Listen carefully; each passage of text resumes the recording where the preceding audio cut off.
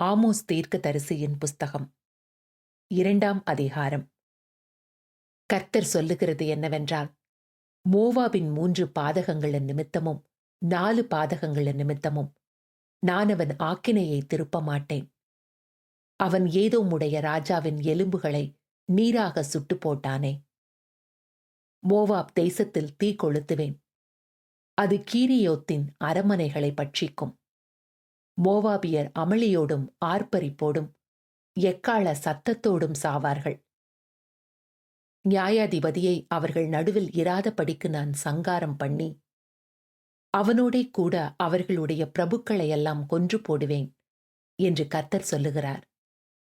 மேலும் யூதாவின் 3 பாதகங்களின் நிமித்தமும் 4 பாதகங்களின் நிமித்தமும் நான் அவர்கள் ஆக்கினையை திருப்ப மாட்டேன்.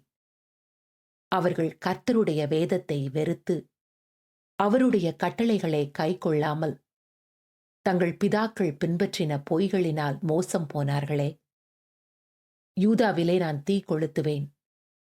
அது எருசலேமின் அரமனைகளை பட்சிக்கும் என்று கர்த்தர் சொல்லுகிறார்.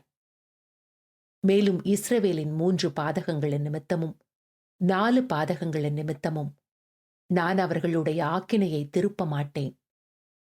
அவர்கள் நீதிமானை பணத்துக்கும் எளியவனை ஒரு ஜோடு பாதரட்சைக்கும் விற்று போட்டார்களே. அவர்கள் தரித்திரருடைய தலையின் மேல் மண்ணை வாரி இறைத்து சிறுமையானவர்களின் வழியை புரட்டுகிறார்கள்.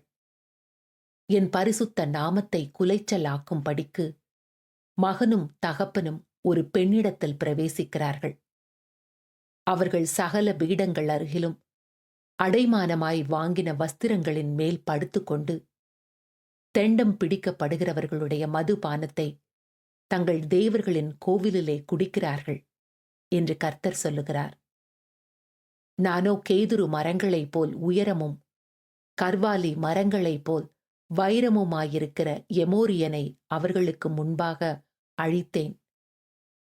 உயர இருந்த அவனுடைய கனிகளையும் தாழ இருந்த அவனுடைய வேர்களையும் அழித்து போட்டு, நீங்கள் எமோரியனுடைய தேசத்தை கட்டிக்கொள்ளும்படிக்கு உங்களை நான் எகிப்து தேசத்திலிருந்து வரப்பண்ணி உங்களை 40 வருஷமாக வனாந்திரத்திலே வழிநடத்தி உங்கள் குமாரரில் சிலரை தீர்க்கதரிசிகளாகவும் உங்கள் வாலிபரில் சிலரை நசரேயராகவும் எழும்ப பண்ணினேன்.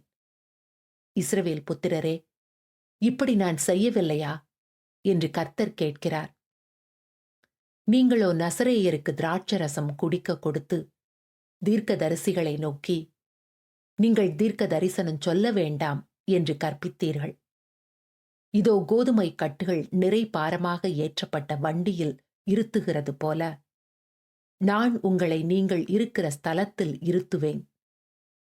அப்பொழுது வேகமானவன் ஓடியும் புகலிடமில்லை, பலவான் தன் பலத்தினால் பலப்படுவதுமில்லை, பராக்கிரமசாலி தன் பிராணனை தப்புவிப்பதுமில்லை, வில்லை பிடிக்கிறவன் நிற்பதுமில்லை, வேகமானவன் தன் கால்களால் தப்பி போவதுமில்லை. குதிரையின் மேல் ஏறுகிறவன் தன் பிராணனை ரட்சிப்பதுமில்லை.